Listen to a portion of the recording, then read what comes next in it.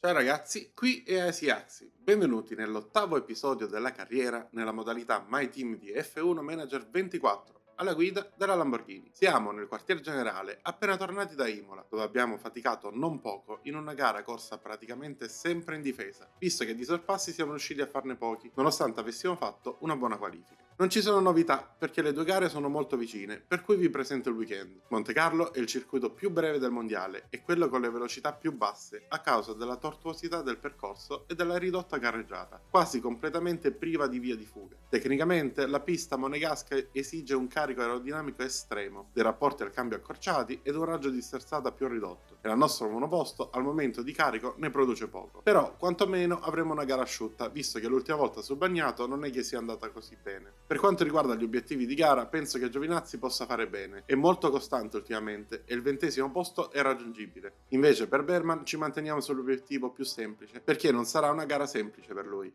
Ora lavoriamo all'assetto e ci vediamo subito dopo le prove libere. Benvenuti a un weekend di motori indimenticabile. Oggi siamo a Monaco. I bolidi sfrecciano sulle strade di Monaco dal 1929 e questo weekend non farà eccezione. Una nuova generazione di campioni si prepara a conquistare Montecarlo. Restate con noi, signore e signori, il weekend inizia qui. Abbiamo fatto uno splendido lavoro con entrambi i piloti, che sono ancora una volta davvero molto soddisfatti del loro assetto. Inoltre, acclimamento e conoscenza sono quasi al massimo. Tutto questo, se vogliamo, è ancora più fondamentale a Montecarlo, dove il minimo errore ti può costare la gara, quindi la fiducia deve essere alta, ed è effettivamente così. Per le qualifiche non ho buonissime sensazioni, ma tra poco avremo il verdetto. È ora di lanciarci in pista.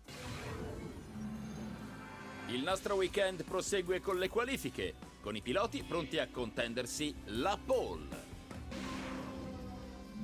Siamo in pista con Giovinazzi nel tentativo di agguantare il primo Q2 della nostra storia. Il primo tentativo è stato discreto, ma direi che c'è del margine di miglioramento.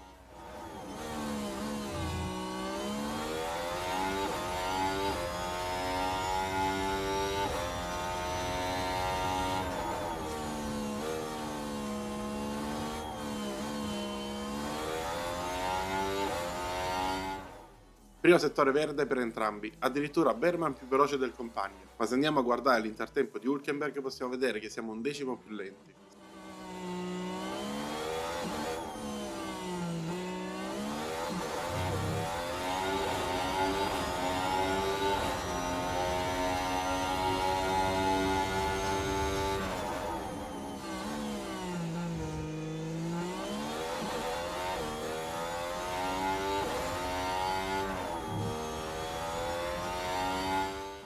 Secondo settore ancora una volta verde ed ancora una volta più veloce Berman rispetto a Giovi, ma Hülkenberg è più veloce di 2 decimi rispetto a entrambi i piloti.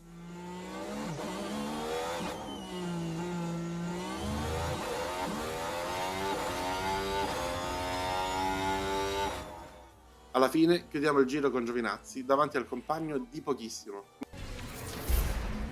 Ma non basta per qualificarci e nella gara di domenica partiremo in 19ª e 20ª posizione. Non è certo la qualifica migliore possibile quando si corre a Montecarlo. Recuperare posizioni sarà praticamente impossibile se non ci saranno safety car. La Q3 si conclude con la pole di Verstappen che precede Leclerc di 3 decimi, seguito poi da Lando Norris. Fa strano inoltre vedere che la pole è ben 2 decimi e mezzo più lenta rispetto al miglior giro del Q1. In qualche modo la pista sarà diventata più lenta. Ora però concentriamoci sulla strategia.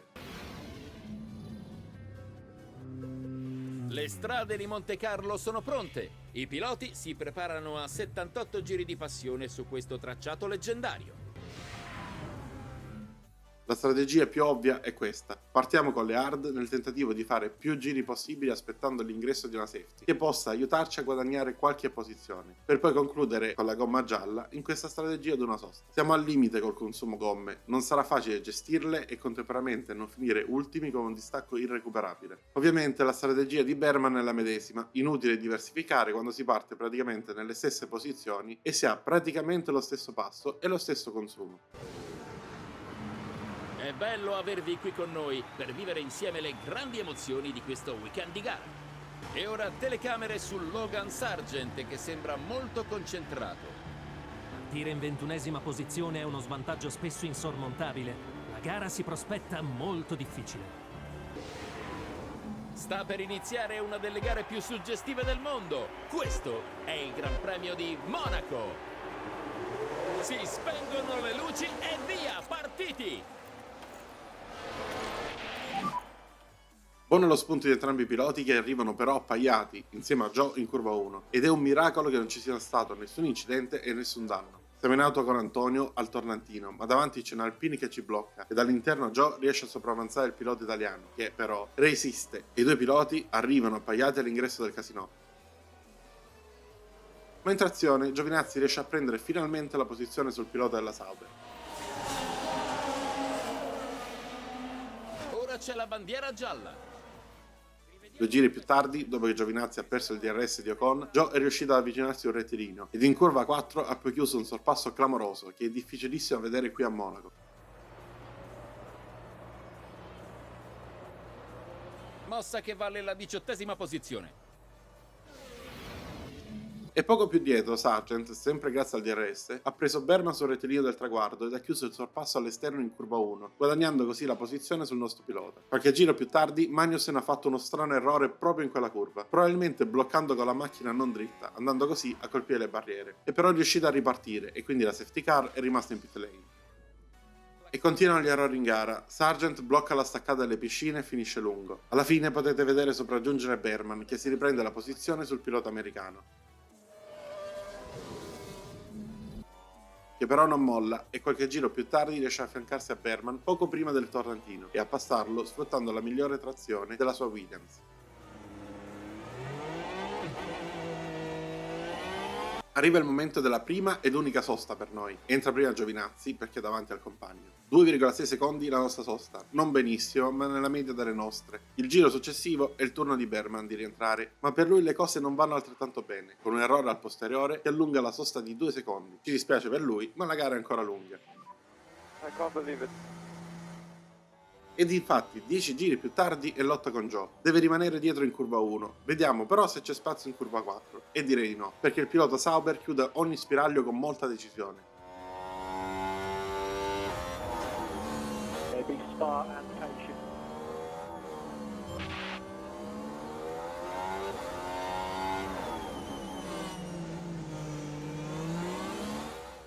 Ora abbiamo una seconda chance al tornantino, ma dobbiamo rimanere vicini. Ed ancora nulla. Berman prova a girare stretto per guadagnare metri. Al casino avrà un'altra chance se dovesse uscire vicino al pilota cinese. Ma Zhou sfrutta la migliore trazione data dalle gomme morbide e si allontana, ma sembra perdere spunto ed ora Berman è vicinissimo.